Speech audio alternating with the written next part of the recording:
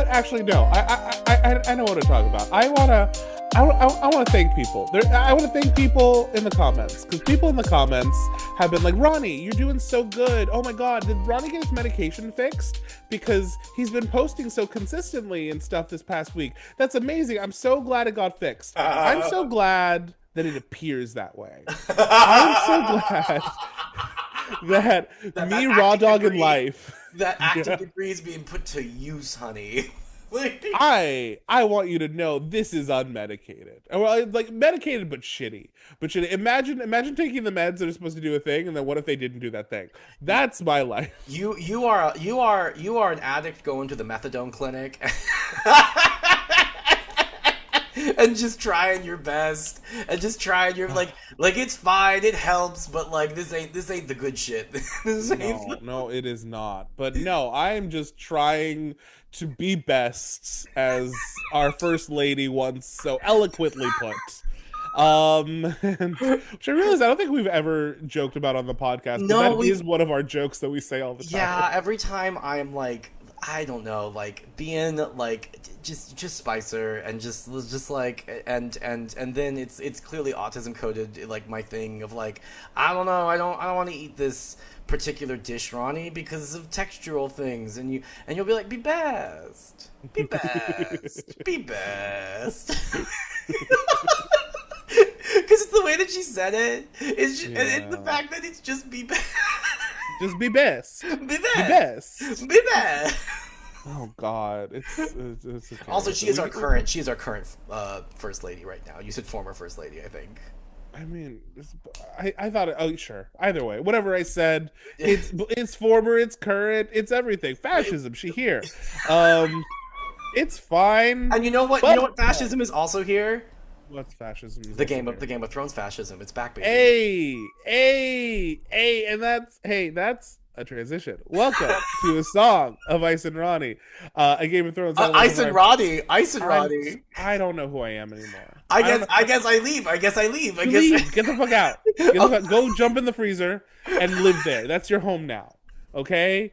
Like I said, I'm glad it appears that I am well. I can assure you I'm not. Oh my God. Everyone. And this is just the new me so everyone's like, no, we're like, oh, I hope you get it figured out. This is just going to be me for a while, it appears. And I just get with it. Get with the program. Hey. Toss a coin to your Witcher. That's all I'm saying. No, stop with that. Jesus Christ. Thank you. And anyone who ever has, I appreciate you. You're wonderful, but everything's okay. Hi, welcome. You listening, you watching. Hey, I'm looking directly into camera right now. I hope it makes Spicer uncomfortable. Welcome to a song of spice and Rhani, a Game of Thrones Song of Ice and Fire podcast for the girls, the gays, the theys, and the well-behaved straights. I am your host, Rhani. And I am your a host who is not Ice, Spicer. Thank God, or I'd be fucked. There was a double meaning. It got dark. It got dark. It got dark. And don't worry, we got dark in this chapter, baby. Yeah, we did. Don't worry. Birthright citizenship still okay for now. Fingers crossed it stays that way. Just hope that one of these 5 justices that stood in the way doesn't die. Really need them to not die. Anyway, and every single week we are going to go over 3 chapters of the A Song of Ice and Fire book series, currently on A Storm of Swords, where we will break down what happens, theories, lore, and our favorite deaths. We don't need to talk about death, because death is going to be what happens in the chapters. There's going to be a lot of death. We got. Oh God, we got. You know what? Huge week for death. Big week for death. Huge week for death. Big week. Anyways, tell me, Rhani, I want to know. Can you show me? I want to know about these strangers like me. Like you? Like me. Oh, okay. Like me. Tell me about Jaime. Rhani. What's Jaime? You are like Jaime. You were saying that you? Yes. I am the greatest swordsman that the world has ever known. And I am Prince Charming from Shrek. Yeah. Those luscious locks. Where's my wig at? No. No, keep the wig away. Keep the wig down. Yes, our chapters this week were Jaime VII, Davos VI, and Jon VIII. So let's jump right in. Jaime, he's arriving in King's Landing. He made it, baby. Wait, It's been Ronnie, books. but What? where is he? What? What do you mean? What? He's on. Oh, he's on the road again. Um, God, Spicer, you can't do something like that in my current state because the way I'm like, no, what did I do? What did I do wrong? Someone comment. Oh my God, there was a comment last week where they're like, oh my God, Spicer had to correct Rhani twice Twice. about Yeah, I saw. like mistaken plot points. He really is unwell. I'm like, yeah, yeah. Oh my god! But we're on the road again. We're on the road again. We're on the road again. Except we're basically almost not, because he's arriving in King's Landing, and he's hearing all this shit, all the rumors swirling, everything that went down. They murdered the king, the imp, and his evil direwolf wife, and now there's a direwolf prowling. It's prowling around the Red Keep, dripping blood, because this is what's happening. And James is like, wow, oh my god, my secret son is dead. Crazy. Why don't I feel anything? Why don't I feel anything? I don't though. Anyway, weird that. But he's reminiscing on being on the road and how much of a drag it kind of was, because Brienne, after he saved her, very quickly kind of went back to her like sad state, because what did they find out? Well, the red wedding happened, because everyone's got to find out about the red wedding. And she's very sad. She feels like a failure. Jaime doesn't help by being like, hey, you almost got me here whole. And then he holds up the stump. But Brienne is just like a little sad. And then the other person trying to talk to Jaime the whole time is fucking Qyburn, just being a little weasel, trying to ingratiate himself. And Jaime's like, God, I miss Cleos. I miss Cleos. He was chill. Yeah. My lord. It's very that. But anyway, Jaime arrives at the city and immediately meets the King's Guard, of which there are now many new members since he was last imprisoned and named Lord Commander of the King's Guard. He got a promotion, again, several books ago, that he's never really gotten to use. But he's meeting the Kingsguard, and guess who isn't happy? Why, it's Loras Tyrell. Loras Tyrell is like, hey, that lady killed my not boyfriend. I mean, my former king. Hey, I want to kill you. And then Jaime's like, hey, you can't do that. And he's like, I want to kill her. She killed Renly. He's like, she didn't kill Renly. She didn't kill Renly. If she killed Renly, she would have a better excuse than the Shadow did it. I know her. I'm sorry. And just fucking Loras isn't having it. He's a grumper, so he like walks off. And then Jaime's like, okay, well, let's take Brienne to a cell, post a guard, whatever. And Brienne's like really sad. He's like, you don't get it. He's gonna kill you if I don't post a guard. So go to the cell, damn it, and stay safe there. And then he's like, "Okay, now I want to go. I want to go see my sister." And so he's like, "Okay, where's sister? Sister, well, she's in the sept praying over the body of her dead son." And they're like, "Okay, well, let's go there." And so he goes to the sept, and Cersei sees him, and Cersei's like, "Oh my God, what? You should have got here sooner. Why? Oh no, I'm so sad. My son is dead. Our horrible brother killed him and his evil little wife, and I got everything is horrible, horrible. Ah." Also, Jamie's like, okay, but also horny. So, let's go do that. And so they fuck by the corpse. And In the church. in the church. And Cersei is like, maybe we shouldn't do this for all of like 2 seconds before she's like, actually, hurry, get in here. And then, sorry, and then they do that. They finish, and Jaime is like, hey, Kay, here's the plan. Here's the plan, lady. I love you. I love you, and I want to marry you, and I don't care who knows it. And she's like, the fuck is wrong with you? If that happens, Tommen's legitimacy is like gone, because he's only legitimate because they think he's Robert's kid. And Jaime's like, what does it matter? Hey, he could have Casterly Rock. What the fuck? Who fucking cares about any of this shit? Let's just get married. Who cares? Let the world know. And she's just like, what is wrong with you? You are different. She gets angry, she leaves. So he goes and he's like, okay, I'm gonna go talk to my dad. He goes, he finds Tywin, and Tywin, for the first time ever, shows a bit of emotion. He's angry when he sees what happened to Jaime's hand, and he starts like cursing Catelyn Stark, and then he's like, no, this was Vargo Hoat, so this is really your fault. And so Tywin is looking upset. He's like, it's fine. We'll figure this shit out. We'll figure it out. And then Well, then he's like, oh oh yeah, he's like, new plan, yeah because you can't use your hand. Because Cersei has already like opened the door to Kingsguard being dismissed. We'll just pay the faith off yeah. and have you released from your vow, and you'll just have Casterly Rock now. And you'll Yay! just because How'd you that don't. happen? And how about that? And Jaime, because he doesn't want to leave his sister lover. Oh, because that's the other thing. Tywin is also like, I need you to take Casterly Rock so I can send Tommen to go live with you because we need to get Tommen away from his mother. And then Cersei, I'm just gonna marry her off to someone, maybe Oberyn Martell, just to get her out of the way. And, Uh, and and Jamie's like, the chaos bisexual. You're gonna marry my sister who's already had to deal with a super unfaithful guy. You're gonna marry her off to probably the most other unfaithful guy in the Seven Kingdoms, who also doesn't even have to men and women, everybody, baby, get in here.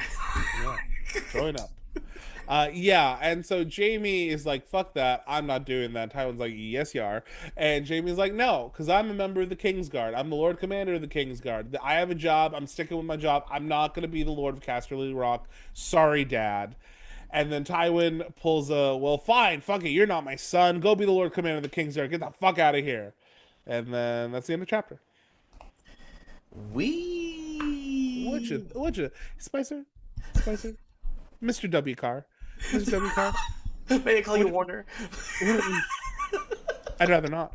What'd you think? What'd you think, baby? Oh my gosh. Well, let me just not pull up my notes. No, Um, why would you? why would I do that? Why would I do that? Um, the first thing I wrote is not him, not knowing him his son, because there's a Whoa. line where like the first person is like telling him like the king's dead, and there's like a line where he's like the person did not know that he not only was his sovereign but also his son, and then just like Oh, all these people like talking about like all of this, because like the game of telephone that happens of like yeah. the imp opened up his throat. No, it was the his lady wife who killed him. She killed him with a dire wolf. She killed him, and I love that she disappeared in a plume of brimstone, like Yeah. like a smoke bomb, and it's like, look over there. Poof. But Like, don't worry, the direwolf is still prowling the halls, blood dripping from its jaws, which I'm just like, waiting for. I'm like, I understand that we live in a pre mass media environment in Westeros, but I am pretty sure that a person with an ounce of sense would know that that story isn't the correct one. How dare you? I think that story is very likely. If you look at the evidence, because you have to understand it. What they want you to think, that's not what happened. That's not what happened. You Oh got yeah, you yeah, got to yeah. look deeper. You got to look deeper, Spicer.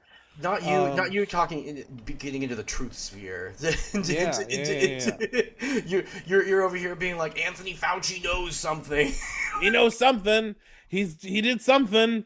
I What? vaccine bad. No, I God, got don't. it. The God, frogs are not Rand gay. Paul, Chill out. Ron Paul is over here.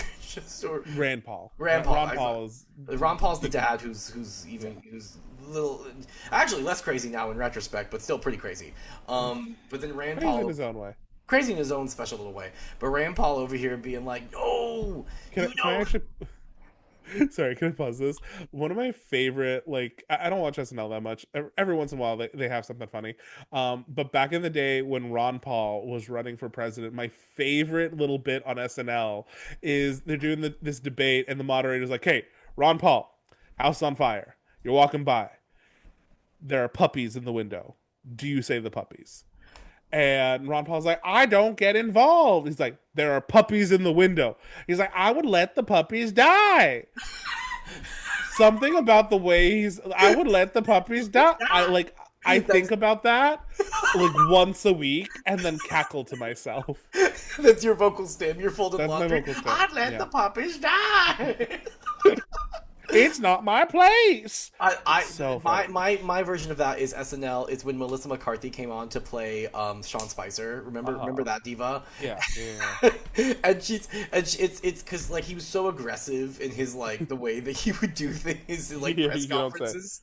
And then my favorite is she's like they're talking because it was when they were doing like the Muslim ban, and they were doing the like, well, how would you like implement this? And she's like, oh, do I have to get dolls out for you guys? And she's like showing like the different dolls. She goes, here's Barbie. Barbie looks okay because the way she looks. And then, oh no, who is it? Oh no, it's Moana. And it's the way that Melissa McCarthy goes, oh no, it's Moana. God. It's oh my god. We laugh because otherwise we cry because this is reality. It is. We It anyways, is. but getting back to it. But it's just very sad that like we're listening to this game of telephone that has happened, and Yeah. like it's just getting more and more catastrophic, and it's like this is his son. But then he has this internal monologue the whole time where he's like, why am I not upset? Why am I not upset that this is I know that this is my son. Uh huh. And then we learn some sad details of where it's like he's like, well, I never held him because Cersei was like weird about it, being like, well, if they see, then they'll know. I'm like, that's what's fucked up about Cersei. Is she wants to have her cake and eat it too. Like she wants Jaime and she wants to possess him and control him and just have him. But like she doesn't really care about him, and she No. actually and she wants this, right? Jaime, and I think this is what we're seeing the beginning of Jaime's, realization of, oh wow, she's the worst, and she doesn't actually love me. She just wants to possess and control me, and this is a way that she can do this. Is like, oh, she likes playing this game.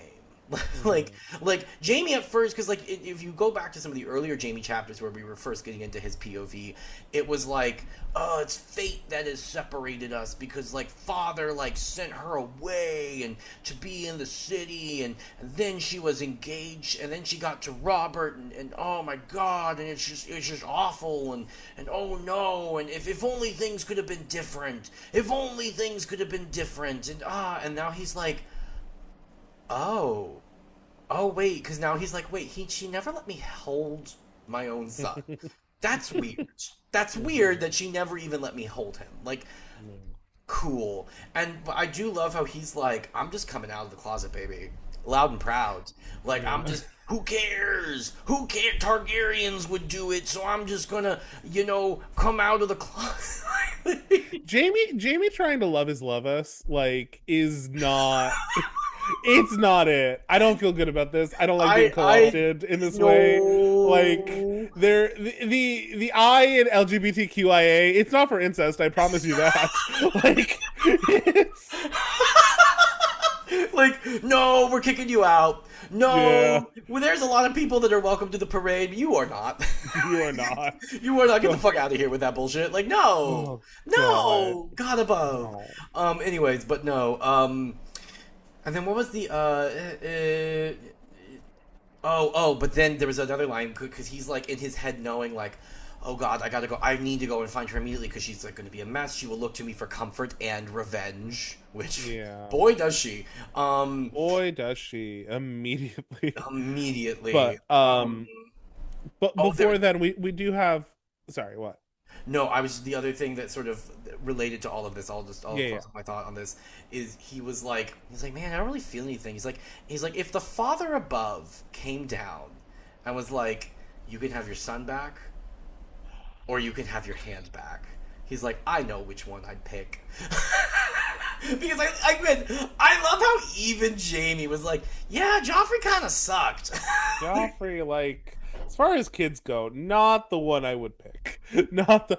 It is. It's funny because people always talk about like Jamie's redemption arc as if it's like complete. And like he's still Jamie. Oh Jamie, I yeah. think, has grown a lot and has gotten like more complex. He's seeing the world in a better light.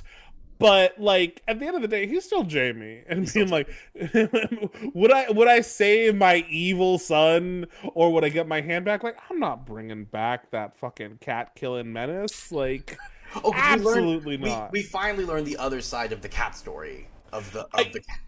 Yes, and we will get to that because I was going to ask him like, wait, is this the first time that we hear it in full? Yes. Okay, Yes, because we heard we'll get to the cat story. We'll get to the cat story. that's in the next chapter. But was there anything else on No, this? Or yeah, can no, I... no, no, Okay, that's on that little first section. okay. I was gonna say the next thing that we kind of hear is like poor Brienne just on this trip back. Like Brienne never gets to like not feel like a failure, and I just like I just want to like give her a hug, because she like finds out about the red wedding and is immediately like, oh god, like I like really I've done nothing. Like I didn't get the girls back, I didn't get Jaime their whole. I'm supposed to be a Catelyn's protector. She's now dead. Like truly, like I have failed in everything in life. And Jaime like tries to make her feel a little better. He's like, hey, like every big house has their bannermen that kind of fuck with them and like try to kill them or do. And he's like listing, he's like, oh, you know, the Lannisters had the Rains and the Tarbecks, the Boltons were skinning Starks back in the day. Like this was bound to happen. I'm so sorry. And she's just like, no, nothing's gonna pull me out of my depression hole Well, right and now. then everyone's still being like a fucking asshole to this woman, and Yeah. it's like because she like when they're back on the road again, she's like, "Hey, can I have my armor back? Because like I don't get me out of this fucking pink dress. Like I God, Oh. please, please." And they're like, "Fine," and they're like, "Yeah, you can have your helm back. Make sure your visor's down, because you're so ugly and no one wants to look at you." And I'm like, "Leave this girl alone." Leave this girl that you weirdly want to have sex with so much, Jamie. Because again, it's like, why? Here's my thing. Here's my thing about Uh-huh. people. When people be like talking about how other people be ugly, I'm like, you want to fuck them. Mhm. Like, why are you thinking so much about the way that this other person looks right now? Mhm. That is some reverse psychology that you are trying to do on yourself because you have now discovered something that you actually find weirdly attractive, and you're like, but no, this doesn't fit my paradigm. So I'm gonna be like, they're ugly. They're so ugly. It's like I feel this way with gay men in New York City all the time. It's like, baby, look. I know that you somehow have discovered that like curvy boys exist, and you're having like a problem with that, like trying to like reckon with that in your mind. Why are you making this my problem? Like, why are you making this my problem? Like, Jamie, just take the girl out. Like, just have sex with her. Just have sex with her. Like, why you gotta be weird about it? Why you gotta be weird about it? Oh God, I God. mean, maybe he takes her out to dinner. Maybe asks her Yeah, first. But yeah, no, yeah. Like they get an ale together. They that's what they do in Westeros, right? yeah, They get an ale. an ale, some buffalo wings. So they go to ye old Buffalo Wild Wings. Yeah. Oh my My God, mom. do you do the Buffalo Wild Wings? I've had them. I've had them a few times. They're fine. Okay. If I'll be honest and like kind of snobby. When I want wings, I want them to be really good, and so I'll just make them myself because I do a better job. Yeah, I mean, this is the way with Ronnie. Everyone like this, you're the way this way with steak too. Like Ronnie infamously is this way with steak. Which like Well, I 'cause agree. I agree. To be clear, I agree with you now because like if I'm going to sit there and pay $40-$50 for a goddamn steak and then it's like fine, I'd rather yeah, pay $30 for a good cut of steak and then make it the way that I want to make it. Like I no, yeah. the minute that Ronnie taught me this, I'm like the world is my oyster. Yeah. And also like for the like if I was gonna spend like $40 on a steak, if that's a markup. So they're Yeah, buying that steak for a lot cheaper. I can go to the store and if I can buy the crazy like fucking American Wagyu wagyu. whatever Yeah. for like the same amount of money and it's 1,000 times better and I just have to go sear it at home and like do the thing real quick. It's not hard. Anyway. Um Anyways, except for so yeah. Texas Roadhouse. Do love a Texas Roadhouse. I do love the convenience, and they're not as expensive. They're pretty well So priced, and you get the yeah, rolls, and then that's you fun. get the You get the rolls. rolls. I, Oh, I, those I rolls. get, I get my ribeye, my fries, and my little Caesar, and Oh yeah, oh I'm yeah. I'm happy. there. I'm there with you, baby. Oh my God, is there one Ah, in Portland? We gotta go. there are other places. There's like a famous like old like steakhouse Oh, here you that's told like me. an old like You yeah told me about yeah that yeah. one. Yeah, yeah, yeah. I want to go. We can do the crazy like steak eating challenge. Yes, you and me, battle of the ages.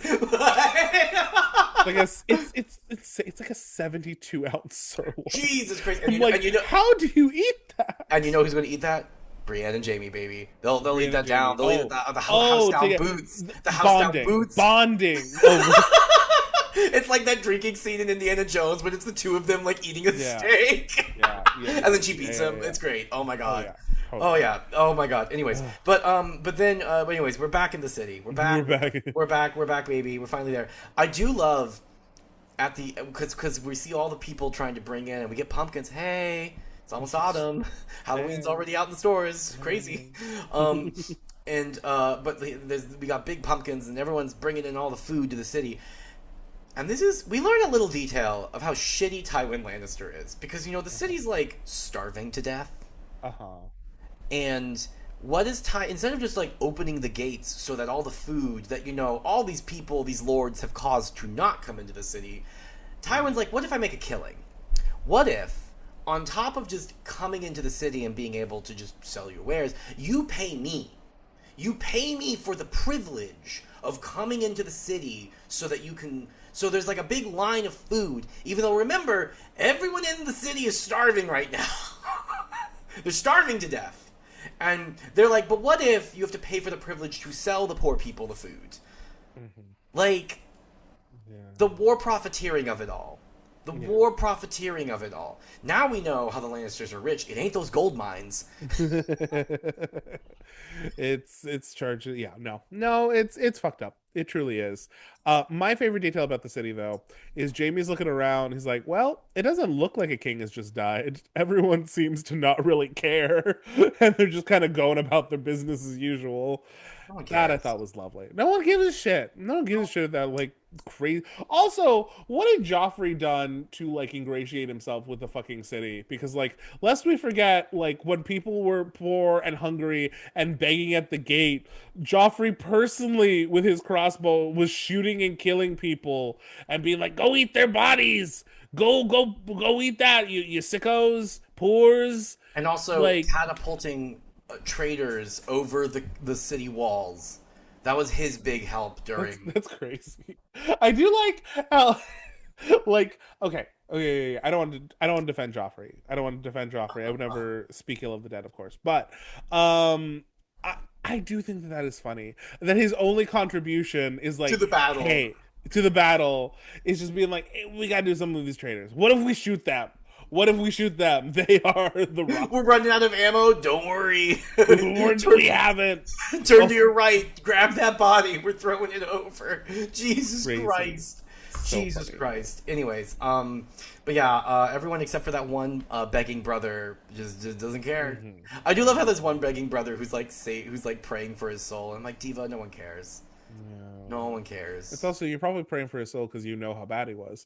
Going straight down, all the way down, all the way down.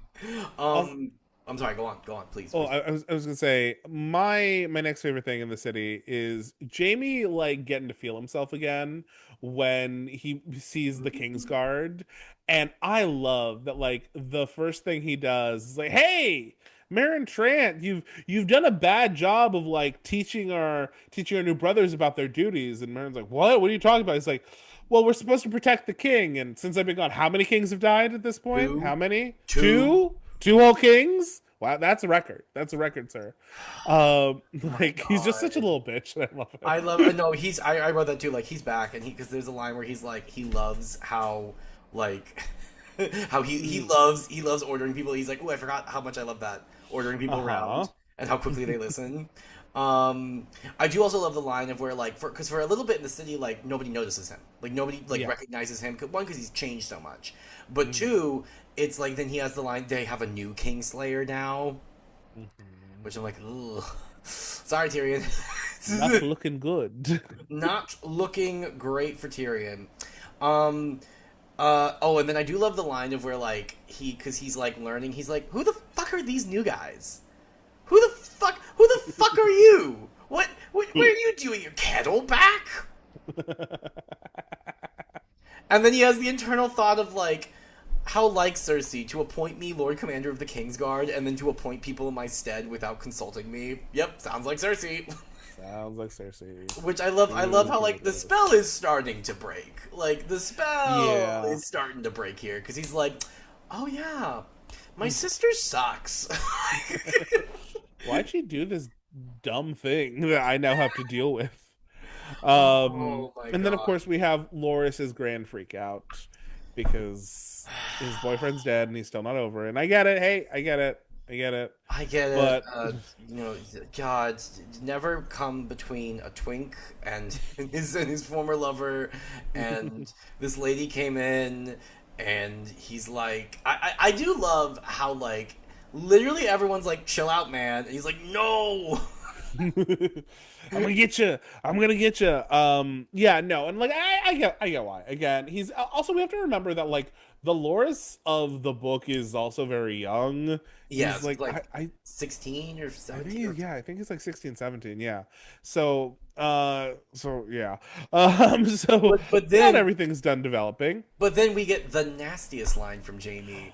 Oh, and You I know the wrote it one. down. You know the I one. wrote it. Do you have it Oh no, written there's two. Well, down? there's two. You know, I there's Oh. two. There's two. The first one is in reference to Brienne, because Oh, like okay. he's trying to like be like, hey, like she didn't do it. Like I've traveled with this lady a lot now. Like she didn't do it. And there's the line.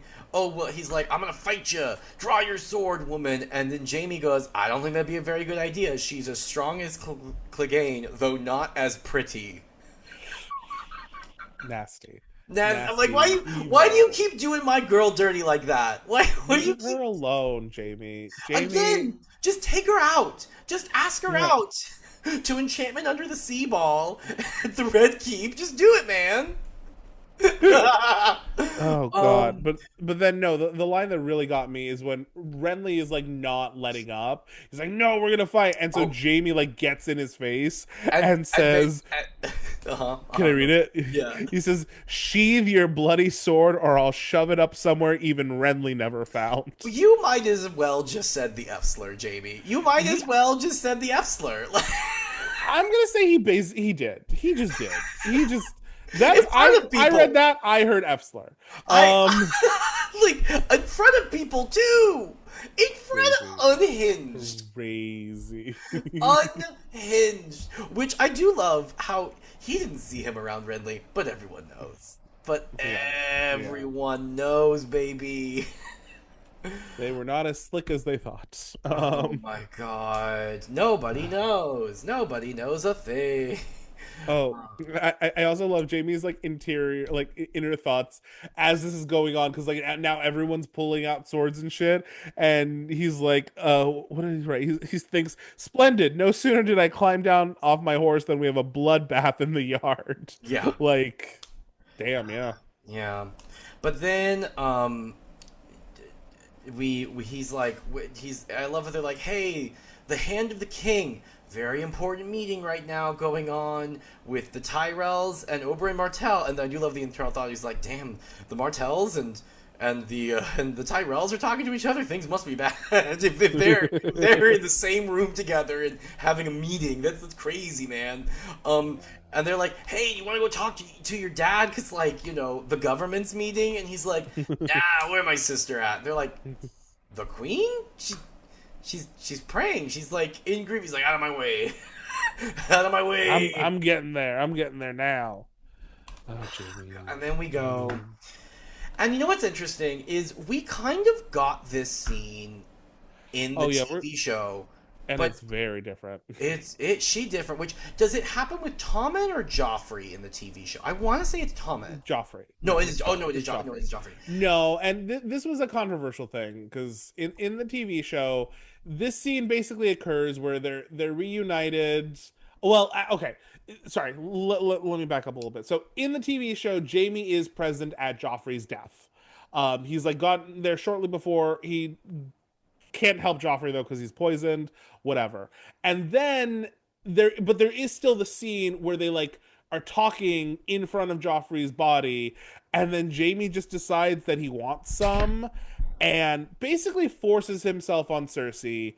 Where, and he forces himself on Cersei. Like it's it's very assaulty. The TV show posits the director, because this was kind of controversial when it happened, because in the book this is it's Consensual. consensual. It is. Yeah, I mean, like it's incest, but Cersei. it is consensual. Yes, like Cersei. Consensual incest, right? As Sure, consensual as sure, sure. incest can be. But yes, Yes. yes, yes, yes. But like Cersei, like in the book, for I think a second goes like, we shouldn't do this here, and then almost immediately is like, okay, fine, let's do this here. In the way they shot it in the show, the director claimed that like, well, it's similar to the book in that like it starts off with like, oh, we're not sure if we should do this here, and then by the end of it, Cersei's okay with it. Like, okay, but if that was your intent, you did a bad job of showing it. Yeah, Um, because because it just looked like assault in the show. she just says no, and then Yeah, over and over again. and then he just does it. And like, look, I'm not here to yuck people's yum about non-com, pornographic things, like whatever, fine, but like it's also pretty explicit in the text, right? Like that's the other Yeah. thing is like it's pretty explicit in the text that like she's like, no, give it to me, boy. Ooh, boy, do I want it. I want it. And also like the context is different because this is the first time that they're seeing each other. Yes. And so the boy, the loins do they burn, right? Like, and so right, like, it's like I sort of can. Because I remember seeing that in the TV show, being like, Jesus Christ! Because also the way that it's blocked, he like throws her like on the altar and like kind of pushes the body over a little bit. Like it's pretty fucked up. Like whereas like it's in the church. Like is the body nearby? Like I mean, yes. but we're not shoving the corpse of our dead son Yeah. over so I can have sex with you right now. Like it's a little, the context is different. Again, they just saw each other. It is consensual as incest can be, and like and right, like so I see what you're saying, like, and it didn't shock me because I remember like getting to that point in the TV show and being like, Jesus Christ, like Yeah, because it just like felt like it felt like, oh, Jamie's angry and like taking it out on her yeah, as like that felt so weird at that point in his development, yes, versus here where like they are both clearly doing a fucked up thing, and you can talk about the fucked up nature of it like as much as you want, but like they're both showing that they're kind of fucked up in the head by doing this, yes, versus the show where it's just like, oh, I'm angry man, and I'm gonna like show my control over a woman by assaulting her body. It correct. Yeah. Which again, it's like and this is sort of where the early warning signs, because I have thoughts about the way that my eyes are being opened. My eyes are fully open to my awful situation. There's a Gilbert and Sullivan reference for the real ones out there. But like All two of you, so excited. I'm so excited. They're like woo woo. But bonus points in the comments. Tell me which opera that's a reference to. Like, but anyways, so it like these 3 chapters in particular. Mm-hmm. This is sort of where I'm like, oh, this is where the TV show began going off the tracks, because like context is starting to change because of the choices that we made early on in the television program, and now we're here, but we're doing the same thing that happens in the book, but the context has changed, and so it's different. It's different, and so I'm starting to be like, oh, we were doomed from the start, baby. Yeah, because this is still like, most people consider like season 4 to be like the peak. Yeah. So season 3 and season 4 are the peak of the show, and so seeing the like, I can still appreciate season 3 and season 4 of the show, but now the further I get into this book specifically, I'm like, oh yeah, no, the context of a lot of things is different, Yeah. and you're not setting yourself up for to be able to adapt this Correct. in any sort of meaningful way. Correct. So yeah, definite warning signs showing up. Yeah, but also, before we get to Daddy Lannister, who's pissed, my thing I will say is, wait, no. This does happen with Daddy Lannister. So they have the sex, and then Cersei's like, no, we can't, we mustn't, and also the legitimacy, and she's like, but baby, I love you. Oh, you're talking about, okay, sorry. I thought you were talking about like the sex itself. Like, no, so after they have sex Yeah, they and and Jaime's like, what if we like tell the world? we're loud What and if we proud, get baby. married? What if Yeah. we're loud and proud? And Cersei is like, what? And it's like, again, what is it with the Lannister men? She's not into you, like that. Like she's not. In the case of Tyrion, it's this is you have hired a sex worker who is just Uh-huh. doing her job, Uh-huh. and in this case, it's like this is a possessing, controlling person. She doesn't actually love you, man. Yeah. It's I think the thing with this couple in particular is it is so messy in that like this dynamic has been going on for so long, Sure, because this has been going on since like they were children and they're in their like mid to late 30s now. So sure, like this has been going on for a solid 20 to 25 years. yeah. um and yeah, like Jamie doesn't even like fully understand like the relationship dynamic that they have. He has what he perceives to be like his version of it, which is like they're madly in love but oh no society. Whereas Cersei, in my opinion, it's much more of like a, this is someone that I've learned how to control, Yes. and at the same time they are this mirror of myself because we look almost identical, and I like it's feeding into the narcissism. It's giving her a sense of power in a world where she feels powerless a lot of the time. Well, So and it's a whole list of fucked up things for her Mm. that are distinct and different from the list of fucked up things for him. Yeah, well, it's also interesting because like into like the narcissism of it all, and like it's, and also the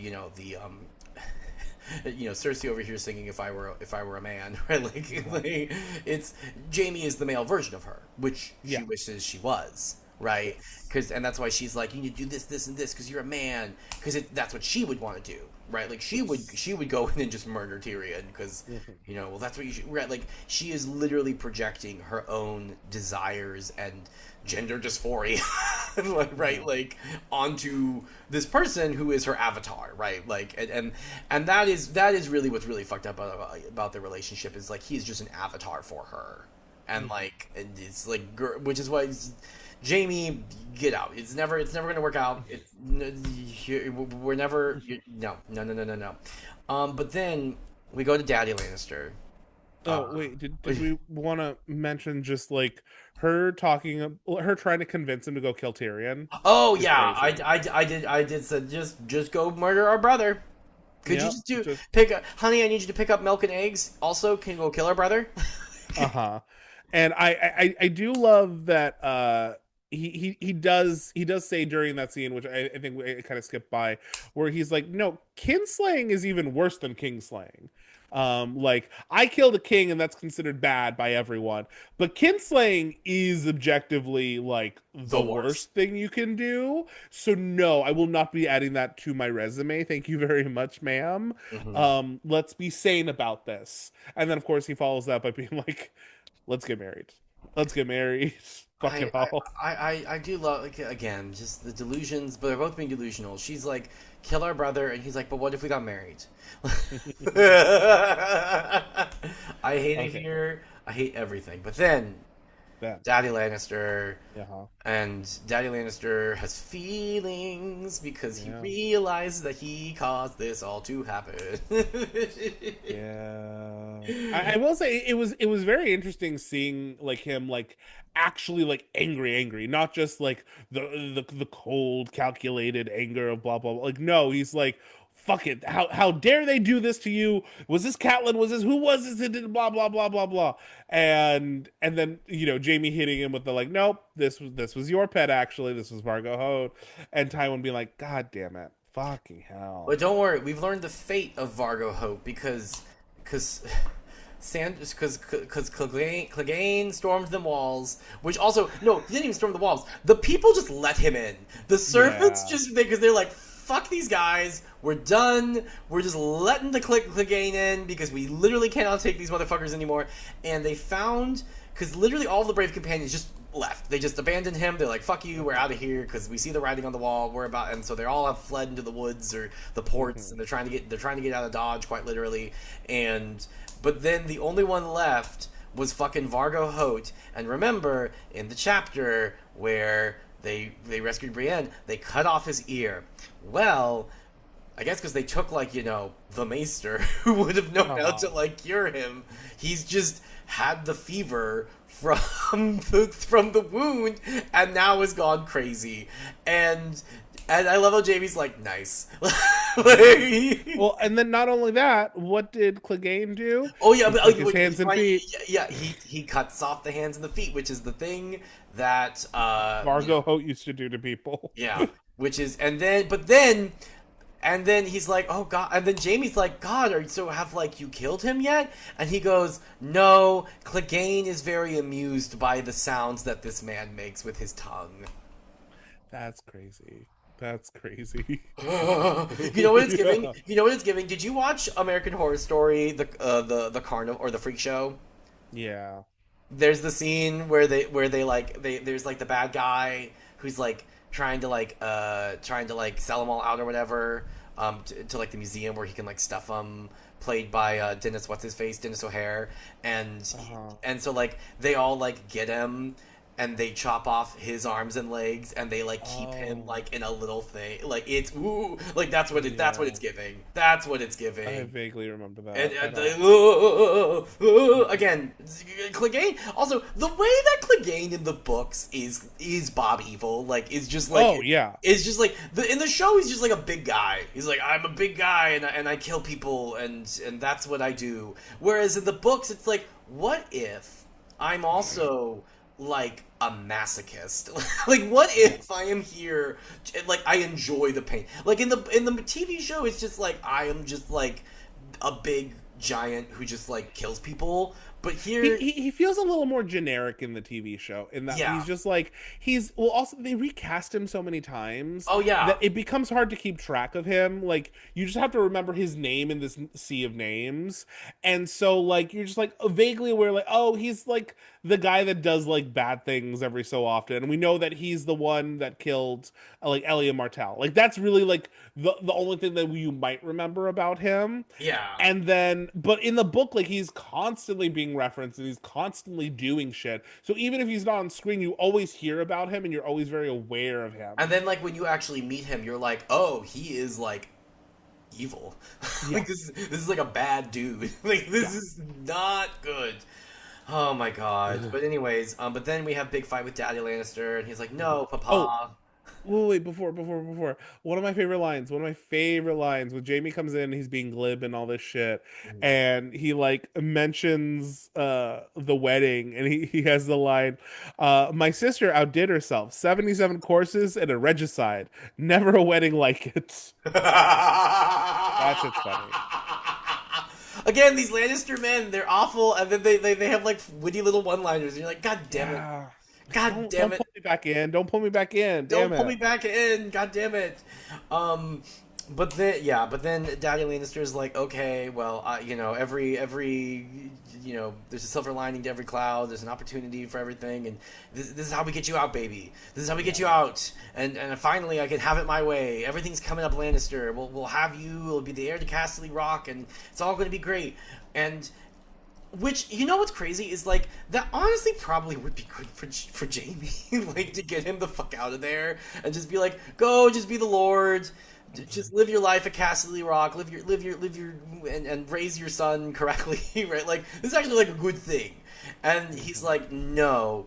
But then what's interesting is like part of it is like subconsciously, I think what's going on here is like, no, I don't want to leave Jaime or Cersei again, because like he's talked about this multiple times in his head. Where like, I don't want to leave Cersei again. I will never be parted from her again. The other thing that's going on here that's interesting is him and like his honor quest. Right, and like because there's a line which like I didn't finally connect until like just now, where he's like, I'm tired of highborn women kicking buckets of shit at me. I'm like, oh, he's talking about Catelyn. Like he's literally talking about Catelyn. kicking a bucket of shit at him, and it's like this idea that like nobody, because he's like, oh, because his dad's like, it's gonna be fine, we'll pay the faith off. And he's like, I literally killed a guy. Probably the proudest thing I've ever done is I killed the king. I killed the king and saved everyone, but nobody cares because honor is so important in this fucking society. And I'm an oath breaker, right? If I break my oath again, I'm fucked. I'm fucked. I'm gone. No one's ever gonna respect me. No one's ever gonna want to do anything. Like, no. We got it. Which, like, he's making sense. Like, it's like, no, totally. Again, this would be a good thing for him to do, but like, he kind of recognizes, like, no, Dad, like, this would be my undoing. Like, I can't. Sorry, we're stuck here. This is what we got. We'll just make it work. And then fucking Tywin Lannister being a big baby. Fine, you're not my son. Get out of here. Like, what, dude? Dude. Me. I mean, it's very much, I feel like, on brand for this type of father, this like overly controlling whatever. Like the second you actually like put your foot down and say no, it's like crumble into like, okay, now we're just down to name calling basically. Oh yeah. Also, we did skip over just a little bit. Jaime does wait, I'm trying to find the thing. He talks about Tyrion. Tyrion. About Jaime talking about Tyrion this chapter, because like he is like worried and confused by Tyrion's situation. And I did just want to point out that I wrote down a line earlier from when he was with Cersei, and then another one with when he's with Tywin, where he's like confused as to why Tyrion would kill Joffrey. And he's like, well, he knows that he's my son, and like I love Tyrion, I was good to him. Well, but for that one time. But the imp did not know the truth of that, or did he? Anyway, and then the Shay of it all, or the not Shay, his... Tysha. I mean, Tysha. maybe, I don't know. Anyway, then when he's talking to Tywin about it, he's like, hey, well, what's gonna happen to Tyrion? Tywin's like, well, he's gonna have a trial, and if he's innocent, they'll like present evidence, and he'll be fine. And Jaime says like he knew what kind of evidence would be found in a city of liars. Oh yeah. Well, and it's also funny because the other thing that, or not funny, but it's sad. Now I remember the thing that I was going to say about this particular section of the chapter. We learned about the fate of Pod.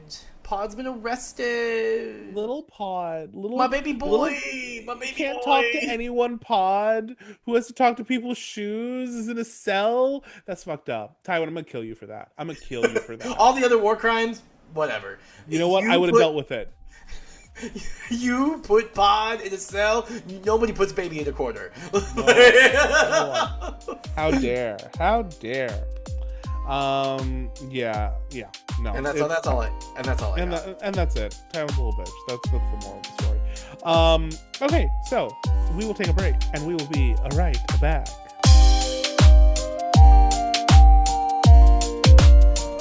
And we're back. Hey. Moving right along, we have Davos VI. Davos and the 6th chapter of his. What's going on? What's going on with Mr. Davos? Lord Davos Seaworth. Hey, what you doing? Put some respect on that name. I know. I love. Hey, Davos, a fave. He's at a bonfire. He's at a bonfire with all of our favorite people. We have Stannis, we have Melisandre, we have Queen Selyse, we have Axel Florent, and they are all vibing. They are feeling it. The fires are going. Like religious fanaticism is in, baby. Don't you know what country this is? This is America, damn it. We love religious fanaticism here. We put them in government positions. It's great. Long tradition, but but really just like finding its stride today. But anyway, yeah. So they're doing some praying. They're looking in the fires, trying to see shit. And Davos is like, cool, cool, cool. Is everyone's busy doing this? Cool. I'm gonna peace out. I'm gonna peace out while everyone is distracted. Why? Because I have smuggling to do. What am I gonna smuggle? Oh yeah, I'm gonna smuggle Edric Storm out because Edric Storm is gonna die. We've just found out. Well, Davos has heard, but Stannis hasn't yet, that Joffrey Baratheon is dead. So that means that all the leeches that Melisandre threw into the fire to kill a king, they all worked. And if that happened, well, what does she really want? Well, she wants the whole damn thing. She wants to kill that child. She wants to burn him and wake stone dragons apparently. And so Davos is like, okay, it's now or never. We got to get this kid out. So he conspires with a bunch of people to help get the kid out. Maester Pylos even helps out, which was like kind of cool. Like, hey, good job. You got some. Hey, you got some morals there. So they have to trick Edric though, because Edric's like, hey, where am I going? He's like, well, Stannis wants you to leave and go on this boat and go on this big long adventure, like off to be safe, kind of in the free cities. And Edric's like, well, Stannis can tell me. He's like, no. Davos like, no, how dare you? How dare you? Davos like Stannis is gonna be so angry. He's gonna be so angry. And you're like, hey, look at these fingers. Look at these fingers. They're all gone. This is what happens when Stannis gets angry. Do you want to know how I got these scars? You know how I got these scars? Meanwhile, Davos in his head is like, Stannis is like never crazy with anger, and he was not angry when he took my fingers. That was just him being cold and calculating and logical. He's like, I gotta tell this kid something. But finally, Edric is like, okay, cool, I'll go. And I was like, hey, good luck, you're awesome, okay? Go, be free. Then Davos wanders up, Dragonstone goes up to the painted table, the big meeting room, and he just waits. And he's like, well, might die soon. I might die. But hey, maybe I live. Maybe I live, maybe I take my kids and I head back to my wife and we raise our remaining live sons as best we can. And that's what I do. Because really, like, I shouldn't have aspired too high. I shouldn't have aspired too high. I was always told, don't do that. Just like a little tract of land, a house, wife and some kids. That's all you should hope for. And like, I could have had that. And I could have that still, maybe, if I don't die right now. And then Stannis walks in with all the people. Well, him and Melisandre. Is it just him and Melisandre, I think? It's just him and Melisandre. Okay. Yeah. They walk in. The face crack of the century from Melisandre. Yes. But she's like whispering in Stannis's ear. She's like, okay, well, you know what? He just died. Joffrey's dead. I saw it in the fire. And Stannis is like, full. I love that Stannis, who is like has to participate in the religious fanaticism, but clearly isn't like fully on board. He's like, okay, you say you saw that, but you're never sure. I need some more proof than you just saw it before I agree to murder my nephew here. Okay, and she's like, oh, fine, whatever. Well, and Davos confirms. yes, yeah, that's what I was about to say. I was about to say before I was interrupted cruelly, meanly. How dare you? I'm trying to help. I'm trying to help. Never help me again. Never help me. You're fine. Thank you. I appreciate the help. But anyway, but Davos was like, actually, no, that is true. I heard it off of Salador San. So no, she's in the right here. And he's like, okay, well, god damn it. Okay, I guess maybe we do need to kind of burn this kid. And Melisandre's like, yeah, we gotta burn him. We gotta burn him. And Davos like, problem with that. He's gone. And Melisandre, a little face crack. What do you mean? What do you mean? Which then Davos in his head, he's like, sweet, she doesn't know. Like, yeah. She doesn't know everything. How exciting. And he's like, yeah, no, he's gone, and you're not gonna find him, and he's safe. His name is Edric Storm, and you're not gonna burn him. And Stannis, of course, he's like, the fuck, this is treason. Is it too much to ask for loyalty? And I was like, hey, I'm loyal. I just like, I'm not letting you burn this kid. I'm sorry, but like otherwise. Well, he uses the logic of I am loyal. Yeah. Because I'm sworn to help you in the realm. Is this kid not part of the realm? And Stannis is doing like, hey, I gotta think about everyone though, and blah blah blah. And Davos like, I know, but it's okay. And Melisandre's pissy, and she's like, oh, I should have left you in that cell. I should burn you. I should do all this stuff. Like, damn, girl, you switched up quick. Oh God. But yeah, no, he gives him the whole like spiel, and then Stannis is like, okay, well, anything else you gotta say? He pulls out the sword and he's ready. He's like, yep, I have one more thing. I have one more thing that I think you will find important, and we should do this, and this is what we're really here for. And he pulls out that letter from the Night's Watch. Boom. Oh, and he's like, oh, I've been learning to read, bitches. And then end of chapter. Boom. Mic drop. Mic drop. Oh my god. Yeah, crazy time with our favorite pirate. Arg. I'm Davos Seaworth, arg. Yeah, I am. Yeah, I am. Pirate, ooh, pirate extraordinaire, smuggler, but arg, same thing. I mean, I know, because I know there's the guy, because I do always picture Davos Seaworth. I also always picture Gibbs from Pirates of the Caribbean too. I was gonna say, if it's not Davos from the TV show, it is Gibbs in my head. Yeah, exactly. I love the actor Liam Cunningham. Oh, he's great.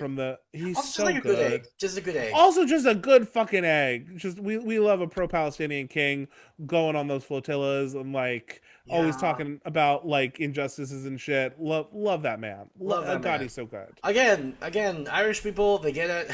Boy, do they get it. Boy, do they get it. Yeah, they do. First wave of colonialism. Or the first to suffer from it, rather. Anyways, but religious fanatics, and my favorite thing, I love how Davos is just full on, he has had his spiritual awakening, and he's like, fuck these demon gods. And I love how he calls them the demon god. He's like, I pray to the mother to protect my son from the demon god, for the one true church, for St. Peter's Church. Like, over here, there is only one gospel and one true vicar of Christ. like he's over here just like, who are these Puritans? Who are these Protestants? Burn them at the stake. I don't like them. And they're weird. Horrible. Get them out of here. The other thing that keeps coming to my mind is every time he talks about like the demon god, it's that audio of "she's not a Christian." Yeah. Oh my god, that's funny. Okay. Funny shit. I also, what did I say? Oh, but then there's a bit where like, because this is their like nightly ritual, and Davos is sort of explaining it. Every night they go and they pray to the fire, or they pray to the Raoul.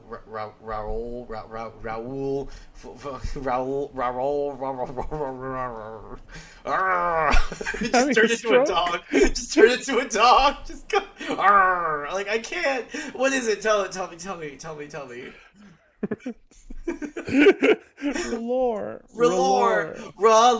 Okay, ra, like ra, ooh la la, like ra, lore.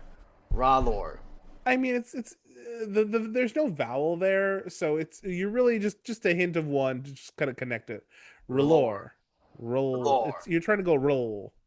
The letters. Roll. Just hey, the letters there. Sound them out. Shut up.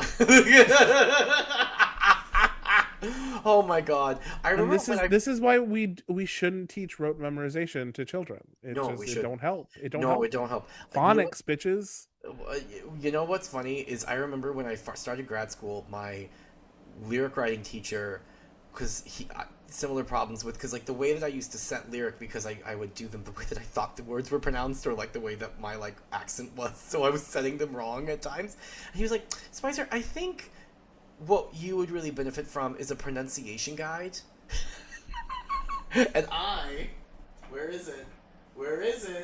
It's here. I think it's this one. Yes. No, that's the new technique, whatever. Is it here? Is it this one? I think it's this one. Oh, yes. a pronunciation guide, dictionary of English, American English. And I got it, baby. I got it, baby. And Everything's. she's well worn. Well worn. Oh my god. Yeah, no. Oh no. Oh god, it all went wrong. Things are falling in the back. Oh no! My little owl fell. Anyways, but You don't have a degree anymore because nope, it's gone. you dropped the little graduation owl. I just big dumb thoughts now. Anyways, anyways. So but anyways, pronunciation is hard. But Yes. our boy, like God, because And what's his name? R'hllor. There you go. Yay! We did it. Yeah. We did it, Joe. Anyways, but we have every night they go up to that bonfire and they're like, ah, we praise you, our God is an awesome God. Oh my god! Oh my god! Or the other one that I used to have to play when I taught in Catholic school. Every praise is to our God. Yeah, no, they did that one. No, I don't recognize that one. That's Oh weird. yeah, no, they love that one. The kids, they love singing that one. Okay. But anyways, so we have they're praying to God and fire God, and they see things, because that's when they see things in the fires. Ooh, because they're looking at the big fires. Wow. And I do love how Melisandre, because like he sort of has like a flashback where he's like how do you do this? And she's like, ooh, the fire, it changes, it morphs. Ooh, you have to look within. Ooh. And then he's like, okay, so how does like Sir Axel know how to do this? Because she says it takes years. Oh yeah. Years and years to like learn how to do this. Oh yeah. And then he's like, okay, so how did Sir Axel learn how to do it so quickly? And she just smiles. She's like, oh, a cat can learn to see mice in the fire. And I love how even she knows. She knows. I love that it's just like a little inside joke between the two of them. Like, he's making shit up because he wants to. Because he's Axel Florent. And Axel Florent sucks. Sucks. God. Sucks. Sucks. I also love how we always have to emphasize that Axel Florent has like a pot belly. Yeah. Fat. Never forget. Fat. Never forget. Never forgive. George, I want to know who hurt you. Who hurt you? You know what? He's that meme of Peter Griffin going like putting the makeup on, like you're a whore with your whore makeup. That's George every night. God damn. Oh my god. Oh god. But then we have we're absconding with the boy because he's got the A team. The A team is with him. Who's on the A team again? I don't remember.